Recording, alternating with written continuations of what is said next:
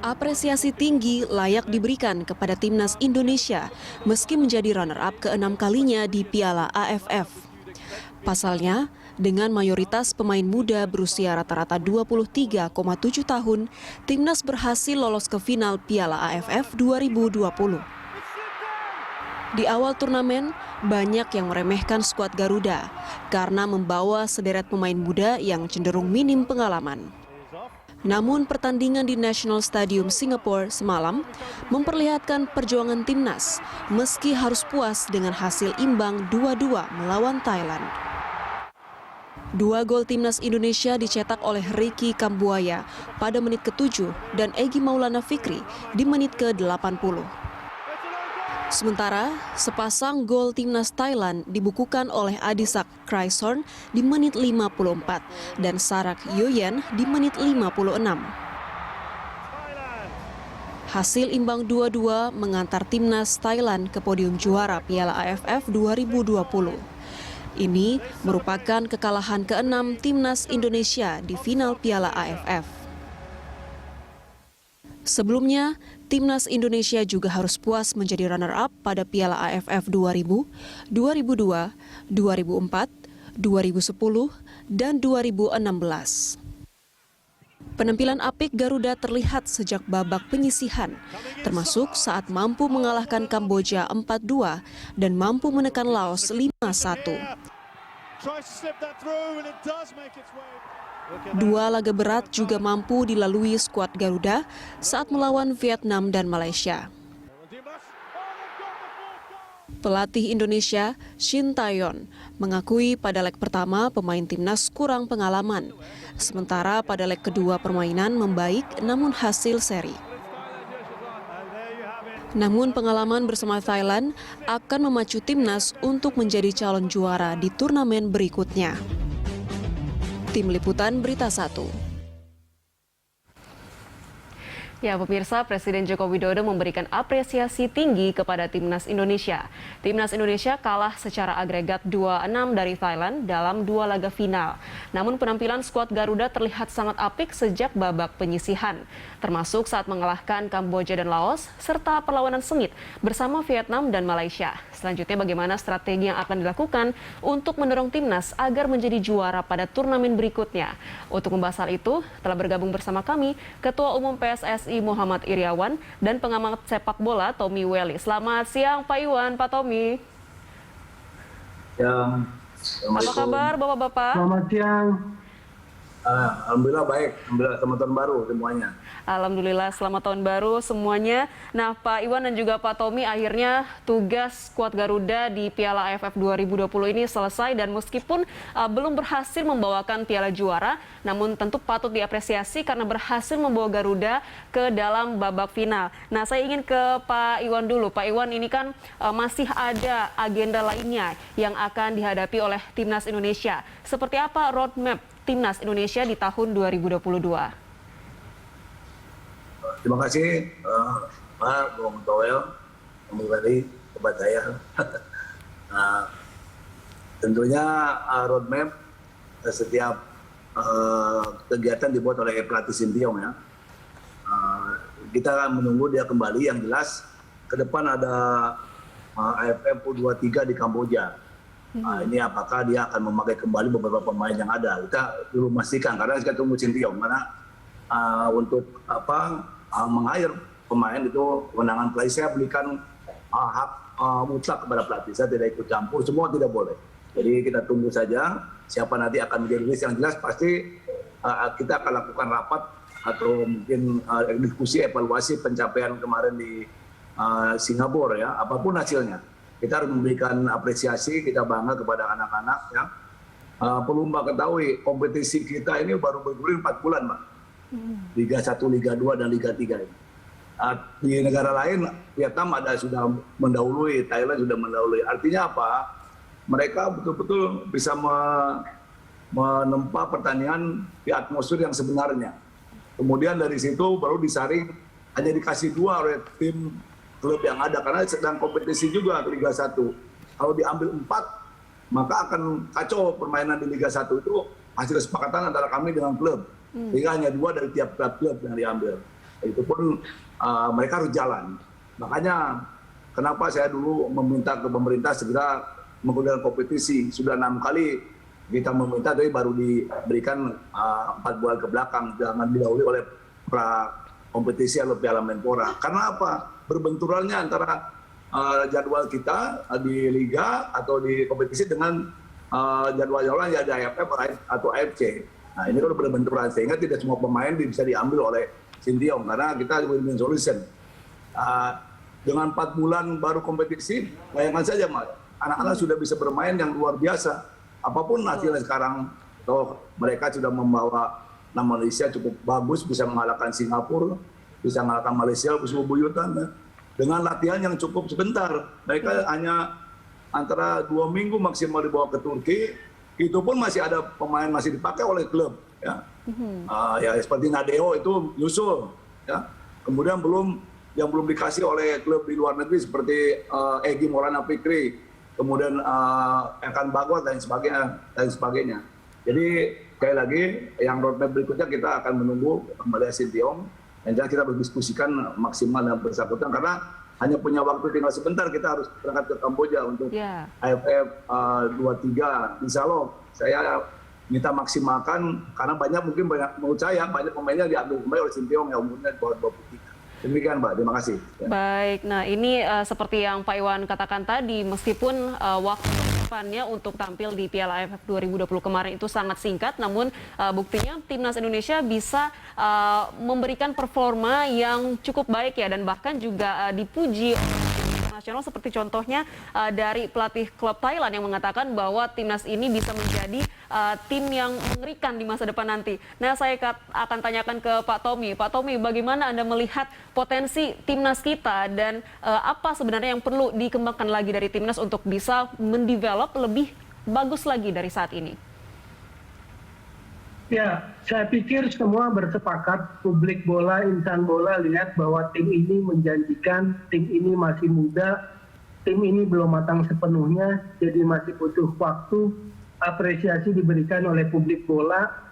Hanya kan seperti tadi Pak Iwan sudah kasih highlight juga, bahwa tim ini akan kembali ke klubnya masing-masing. Maksud saya begini, tim yang menjanjikan, tim yang punya masa depan ini nggak akan matang dengan sendirinya seperti buah di pohon gitu loh. Jadi butuh lingkungan, butuh environment yang sehat dan kompetitif. Di mana itu? Mulai dari klub dan kompetisinya. Karena kan nggak mungkin ada TC pelatnas jangka panjang zaman sekarang di tim nasional. Bahwa masih harus dalam sentuhan kepemimpinan Sinteyong, ya supaya programnya yang belum selesai, proyek yang belum selesai ini bisa berlanjut. Tapi pada saat kembali ke klub, maka disitulah juga adalah area atau lingkungan pematangan.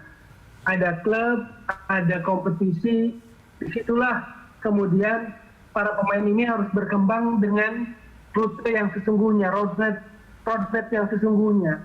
Bukan ditunggu 2, 3, 4 tahun lalu matang dengan otomatis. Enggak kayak begitu. Karena satu, eksternal tim lawan pasti berkembang, nggak tidur. Kedua, anak-anak kita yang disebut tadi sebagai menjanjikan prospektif itu harus dibangun, harus dibentuk, harus dimatangkan oleh lingkungan yang sehat dan kompetitif. Pertanyaannya di mana itu? Di klub dan kompetisi. Caranya gimana? Salah satunya federasi sebagai regulator. Tadi Pak Iwan sudah bilang bahwa dalam persiapannya ada hal-hal yang cukup mengganggu. Katakanlah kompetisi yang baru jalan sehingga pemain yang diberikan terbatas. Ini harus jadi catatan di kemudian hari supaya jangan terulang. Karena prinsip tim nasional kan the best possible team. Jadi pemain terbaik yang ada di seluruh Indonesia harus bisa memperkuat timnas. Karena prinsipnya the best possible team. Tapi dengan segala macam benturan tadi dengan kompetisi dan kepentingan klub, akhirnya kan cuma 2 pemain yang bisa diangkut ke tim nasional, mungkin hanya Persebaya yang diwakili oleh 4 pemain gitu loh. Nah hal seperti itu yang kedepannya harus dimatangkan karena pemain itu matang nggak kayak di pohon, dengan otomatis matang pohon dengan sendirinya enggak. Butuh environment. Nah ini yang harus jadi pekerjaan rumah buat Pak Iwan dan kawan-kawan di PSSI. Baik.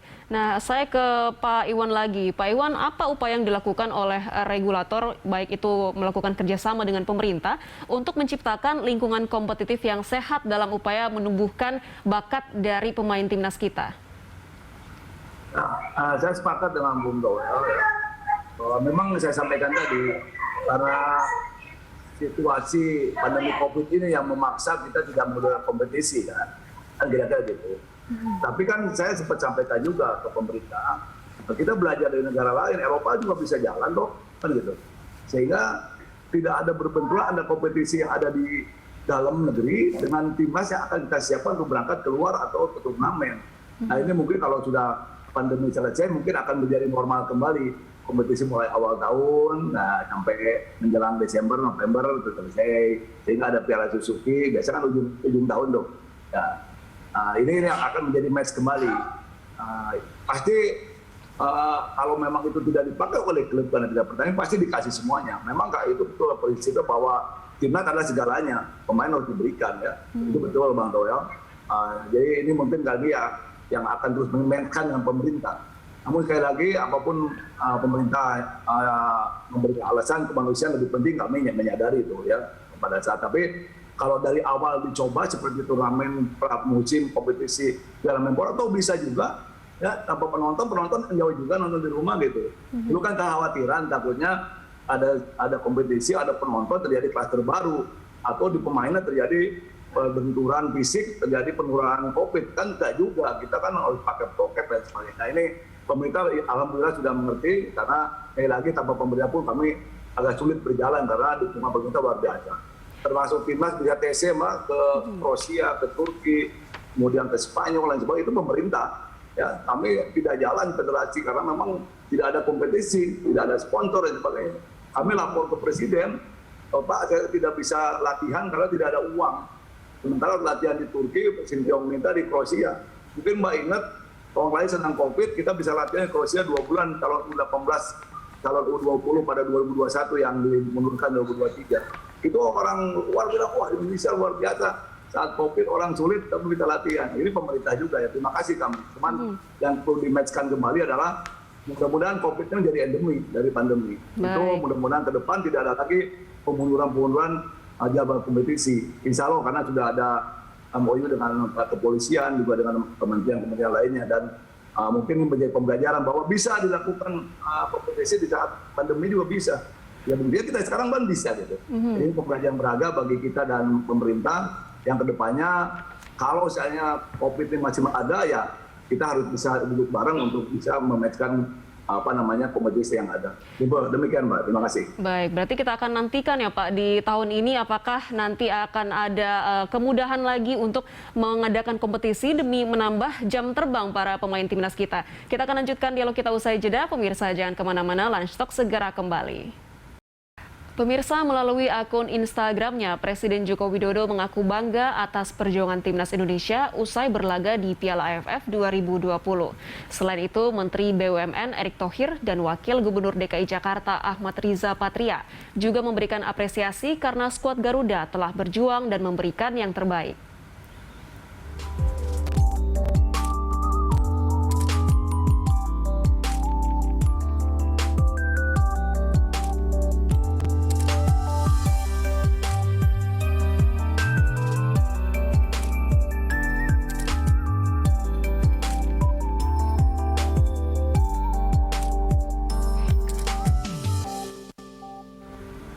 Ya, penampilan skuad Garuda terlihat sangat apik sejak babak penyisihan, termasuk saat mengalahkan Kamboja dan Laos, serta perlawanan sengit bersama Vietnam dan Malaysia.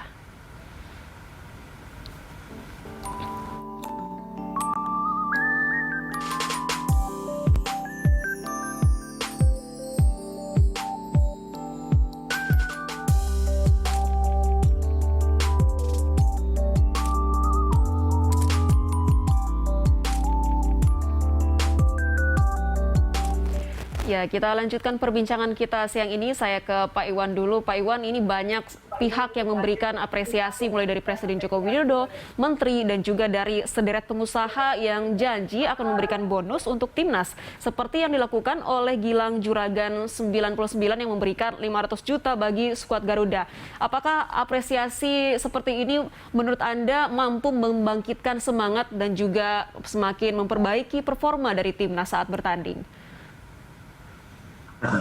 Ya, itu kan pengusaha ya, wajar kalau ingin memberikan apresiasi. Jadi saya pikir ada beberapa juga pengusaha yang bicara sama saya berkaitan dengan itu. Jadi masalah meningkatkan performa tidak, kita belum bisa membuktikan itu, tapi minimal dia memberikan suatu penghargaan lah kepada timnas. Kita belum pernah melakukan riset itu, dan saya akan tanyakan nanti anak kembali yang jelas pada Evan Dimas Astawi, bagaimana dengan ada bonus dari Gilang kemarin dikasihkan. Yang jelas korelasinya saya belum begitu yang meyakinkan, tapi kita patut memberikan terima kasih kepada yang bersangkutan karena sudah mau juga memberikan apresiasi kepada anak-anak melalui bonus yang diberikan kepada anak-anak lewat kemarin sekjen diberikan di Singapura. Terima kasih, Mas. Baik, nah saya ingin ke Pak Tommy nih. Pak Tommy, kalau kita bicara soal strategi, ini strategi statistik tim termasuk tendangan ke arah gawang, penguasaan bola, hingga akuisisi operan ini banyak dinilai masih harus diperbaiki karena cenderung masih jauh dari tim lawan. Kalau dari evaluasi Anda, seperti apa strategi yang harus dilakukan timnas agar kedepannya seluruh tim ini bisa memiliki kemampuan maksimal ketika melakukan pertandingan? Yang pertama sebetulnya salut ya, apresiasi kepada Coach Sinteyong karena yang namanya turnamen itu idealnya grafiknya naik dari pertama ke ujung naik, bukan langsung naik. Jadi tahapannya adalah saya lihat sejak lawan Kamboja, Laos, Malaysia, Singapura, Vietnam gitulah ya. Nah cuma waktu leg pertama agak anjlok, beda lah sama leg kedua kemarin mainnya. Nah ini kan persoalan mentalitas, main di panggung final itu memang bukan hal yang biasa, bukan sesuatu yang mudah gitu loh. Panggung yang bukan biasa lah pertandingan final itu, dan itu kelihatan akhirnya waktu leg pertama, dan sayangnya kebobolannya kan cukup banyak gitu loh. Jadi kalaupun ada catatan yang kurang positif itu ya di leg pertama, karena ritmenya hilang, kepercayaan diri agak hilang, beda dengan leg kedua. Terus banyak bola-bola gratis lah kalau istilah orang bola waktu di leg pertama, sehingga kebobolan cukup banyak. Tapi penampilan perbaikan kan kelihatan di leg kedua tuh. Jadi poinnya adalah persoalan kematangan. Persoalan kematangan ini kan harus dilalui. Maka sebetulnya ini jadi pertanyaan besar ke depannya, jadi catatan buat Pak Iwan, PSSI yang memimpin PSSI sekarang. Misalnya begini, kita kasih pertanyaannya begini. Harapan kita mimpinya pengen juara AFF karena udah 5 kali runner up kan begitu. Bahwa anak-anak muda ini potensial, menjanjikan, iya, tidak perlu dipertanyakan lagi. Nah persoalannya untuk menjadi juara AFF, apakah cukup dengan anak muda potensial saja misalnya? Itu kan pertanyaannya. Lalu kita mengkomparasi pada tim juara Thailand. Tim juara Thailand diisi oleh materi yang menurut saya sih konfigurasinya cukup beragam, mulai dari pemain senior Serasil Dangda yang 33 tahun, lalu ada Tanatip kaptennya 28, Teraton Bunmatan 31, Piti Wat gelandang bertahannya 26, Sarayoyen 29, dan sampai Krit Sada itu center back-nya yang 24. Atau Supacok lah yang 23 nomor 7. Artinya untuk jadi juara nggak cukup dengan anak-anak muda saja. Butuh pemain-pemain yang pengalaman. Nah, ini mungkin jadi pertanyaan untuk di next-nya. Kita menghargai apa yang diambil keputusan oleh Sinteyong seperti membangun generasi baru. Sementara generasi Evan Dimas yang sebetulnya belum tua-tua amat, 26 tahun, yang pernah juara AFF U19 tahun 2013, ini kan cuma tinggal Evan Dimas. Yulviandi entah cedera, nggak ada lagi. Ilham Udin nggak masuk timnas, Maldini Pali nggak ada, Putu Gede nggak ada, Hansamu nggak ada. Nah jadi itu akan jadi pertanyaan ke depan gitu. bahwa ini anak muda generasi yang potensial, ya. Tapi untuk jadi juara AFF, apakah cukup dengan generasi muda saja? Atau mau seperti Thailand yang kombinasinya, gradasinya cukup bagus. Dari generasi yang masih punya kualitas senior 33 tahun seperti Terasil Dangda, sampai generasi yang sedang mencapai atau menuju kematangannya seperti Chris Sada 24 dan Supacok 23. Belum juga Bordin Pala itu yang nomor 11 juga bagus kan.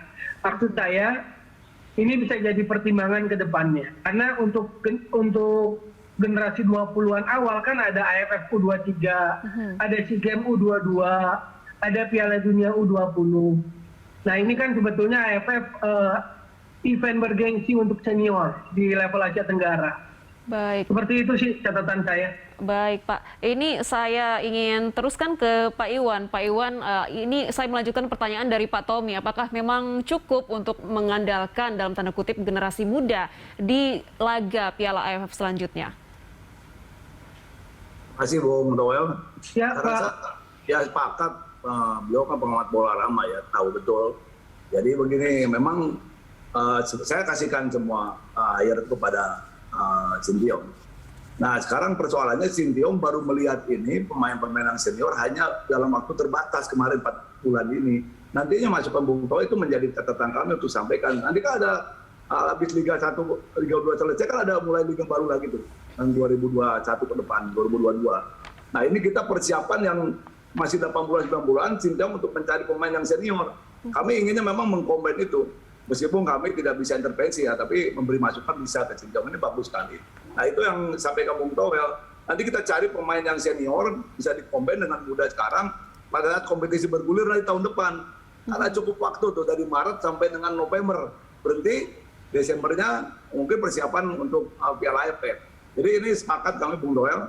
Nanti akan saya bawa ke dalam rapat di federasi berkaitan dengan evaluasi yang pencapaian kemarin maupun yang sudah dicapai maupun mungkin kekurangan-kurangan. Karena setiap pelatih pasti kita harus ada evaluasi. Evaluasi itu akan mencari apa kekurangan sehingga kita akan perbaiki. Yang sudah baik mungkin kita tingkatkan. Saya sepakat Bung Royal, terima kasih. Nanti saya akan bawa ke dalam rapat federasi. Setelah Mas Sinteyong kembali di karantina mungkin kita akan lakukan itu. Terima kasih masukannya. Saya sepakat, terima kasih. Oke, artinya ini akan ada... Sama-sama, terima kasih Pak. Baik, berarti akan ada kombinasi yang lebih balance begitu ya Pak antara timnas senior dan juga timnas yang masih muda di Piala AFF selanjutnya akan mendatang ini ya Pak? Betul, nanti setelah kembali kita adakan rapat evaluasi, tentu ini jadi masukan karena nanti akan ketemu nanti Sinteyong untuk dengan pemain-pemain yang bagus yang senior pada saat kompetisi tahun depan. Kan kemarin sedikit sekali waktunya Sinteyong untuk melihat pemain yang senior. Sehingga dapatnya Evan 5, cuman mungkin yang lain-lain. Tapi ada pemain-pemain senior yang masih bagus-bagus yang sekarang main di Liga, khususnya Liga 1. Itu saya lakukan nanti Mbak. Terima kasih. Baik, nah ini kalau bagi timnas kita yang kemarin itu diisi kebanyakan anak-anak muda, kalau saya tidak salah 23,7 tahun, ini tentu banyak pelajaran yang bisa mereka ambil dari pertandingan melawan Thailand. Nah, apa yang bisa mereka pelajari dari final kemarin, Pak? Saya Pak ya? Ya, silakan Pak Iwan. Saya Pak, terima kasih. Ya kan saya mau sampaikan tidak mudah bertanding dalam suatu lapangan yang luar biasa, apalagi di luar negeri ya, di kandang lawan, atmosfernya lain. Mereka tuh yang muda-muda kan baru berpengalaman, ada yang baru mungkin berapa kali saja gitu. Jadi ini merupakan satu pengalaman berharga bagi anak-anak khususnya yang muda-muda di bawah 23 ini, sehingga nantinya ini menjadi pengalaman untuk mereka apa yang mereka rasakan pada pertandingan yang betul-betul dengan atmosfer yang berbeda dengan pertandingan Liga 1 di klub-klub yang ada di Indonesia ya. Ini pengalaman yang luar biasa. Makanya memang Sinteyong meng-hire mereka. Kita coba agar mereka siap untuk bertanding di laga-laga yang memang event internasional. Ini pengalaman yang bagus untuk ke depan. Dan tentunya seperti sampai Bung Toel tadi, masih ada waktu kita untuk AFF Senior 2022 nanti Desember. Rencananya kita akan mencoba menjadi tuan rumah. Saya akan sedang mengajukan ke AFF, mudah-mudahan bisa terrealisir, kita mempersiapkan. Selain AFF 23 yang mungkin pemain ini akan diambil, tapi saya belum tahu list yang mana Sinteyong di Kamboja pada bulan Februari. Baik, jika itu terlaksana, kita bisa menjadi tuan rumah. Semoga pun nanti hasilnya dan juga tentu yang harus diawali adalah pemberian pelatihan yang maksimal ya Pak kepada timnas nanti. Kita akan lanjutkan pembahasan kita usai jeda. Pemirsa jangan kemana-mana, tetaplah di Lunch Talk. Terima kasih Anda masih bersama kami. Kita lanjutkan perbincangan kita siang ini masih bersama dengan Ketua Umum PSSI Bapak Muhammad Iryawan dan juga pengamat sepak bola Bapak Tommy Welly. Nah, saya ingin ke Pak Tommy Welly dulu. Pak Tommy, mungkin apa pesan Anda bagi timnas maupun bagi regulator ini untuk persiapan bagi para timnas kita menghadapi laga terdekat yang waktu ini sudah dekat, U23 nanti kalau saya tidak salah di bulan Februari. Silakan Pak Tommy sekaligus menjadi closing statement dari Anda. Oke, begini Mbak ya, bahwa kali ini kita gembira, apresiasi tim ini potensial punya masa depan, kita sepakat, itu positif. Cuma juga ingat Mbak, waktu Evan Dimas dan kawan-kawan juara U19 AFF ngalahin Vietnam, ngalahin Nguyen Thuong Phong yang sekarang juga masih main di Vietnam, itu kita juga sama kalimatnya, kita punya generasi yang menjanjikan. Nah, proses pematangannya itu yang kita nggak boleh abai. Di mana proses pematangan itu? Di klub dan kompetisi. Maka kalau boleh saya nitip sama Pak Iwan, kompetisinya lebih sehat. Lebih sehat itu maksudnya, catatan-catatan isu-isu negatif terkait kompetisi, tentang wasit, tentang match fixing itu diminimalisir. Sehingga kompetisinya lebih sehat dan sehingga kompetisinya naik kualitasnya. Poin pentingnya adalah kompetisinya naik kualitasnya, improve, bukan sekedar dilaksanakan, bukan sekedar digelar.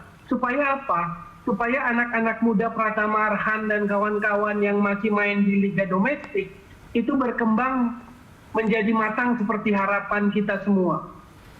Baik. Namun kalau seandainya nunggu itu kelamaan, maka alternatif berikutnya kan itu tadi, men-challenge anak-anak muda yang punya potensi bagus untuk mau main di luar, untuk meningkatkan kualitasnya.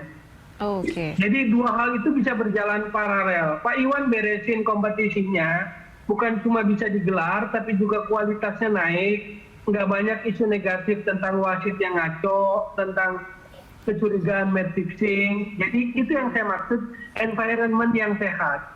Hingga pada masanya memang pemain kita matang, mendapatkan kematangan gitu loh. Baik.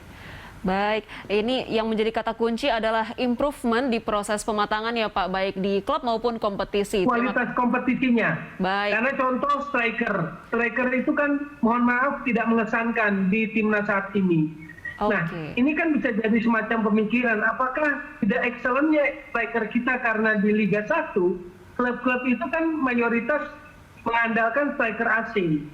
Nah, korelasi ini yang harus dicari. Kita kan nggak anti asing juga, nggak anti pemain asing. Tetapi kan harusnya striker lokal kita juga berkembang, improve, yang gunanya untuk tim nasional. Nah, itu jadi bahan pemikiran Pak Iwan dan kawan-kawan, termasuk operator liga gitu loh, bersama teman-teman di klub. Baik, terima kasih Pak Tommy. Pak Iwan, silakan tanggapannya sekaligus menjadi closing statement dari Anda. Ya, memang anak-anak itu kan berasal dari klub ya, dari kompetisi. Mereka berasal dari sana, pemain-pemain timnas itu. Kita sepakat, kompetisi makin lama harus makin baik, betul. Wasit 537 hari dia tidak memimpin pertandingan, di Indonesia berhenti. Ya adalah pasti yang namanya human error, pasti terus saya melakukan perbaikan. Alhamdulillah di Liga 1 indikasi match fixing tidak ada, di Liga 2 kita lakukan proses. Ya. Untuk football family dihukum oleh komisi disiplin. Sementara yang mencoba mengacaukan dengan membuat match fixing kita akui ada. Nah, kita harus apa, dan kita sedang proses sekarang ke kepolisian. Pasti akan dengan mudah-mudahan dengan adanya ini mereka akan jerah. Di Jawa Timur sudah masuk dalam penyidikan, di Polda Metro juga demikian kalau tidak salah, yang Serang ya. Di Jawa Timur itu Liga 3. Jawa Timur Liga 3, meskipun itu bukan domainnya PSSI, Asprop, tapi kita melakukan supervisi atau pendampingan agar bisa tertangani dengan baik. Tapi kalau Serang ini kita langsung, pemerintah sudah menghukum, dan sekarang proses untuk indikasi ada match fixing kita lakukan. Dan ini kita terus. Siapapun yang mencoba bermain match fixing ya, yang ada di lingkungan, sepak bola pasti saya akan lakukan langkah-langkah tindakan ya. Termasuk kalau ada indikasi di tubuh federasi saya lakukan pasti. Ini saya sendiri akan mengajar dia ya, setelah memang saya dorong ke pihak kepolisian. Berkaitan match fixing pasti saya akan dorong. Karena kita sudah ada komunikasi, sudah kerjasama dengan kepolisian untuk bisa memperbaiki adanya percobaan match fixing lain sebagainya atau suap yang merusak sepak bola kita. Wasit saya sepakat Bung Lain, insya Allah kita akan coba terus penyegaran. Ya mereka banyak mengatakan setahun 8 bulan mereka tidak pernah ke lapangan hijau gitu. Duduk aja gitu. Jadi kita lakukan penyegaran nanti insya Allah. Sepakat kami. Terima kasih Mbak. Selamat siang. Ya. Oke, baik. Tentu kita harapkan perbaikan kualitas kompetisi bisa segera tercipta dan juga isu-isu negatif yang ada ini bisa segera ditiadakan ya, agar demi performa timnas yang jauh lebih baik di masa depan. Terima kasih Pak Iwan dan juga Pak Tommy sudah berbagi informasi bersama kami. Salam sehat selalu. Terima kasih.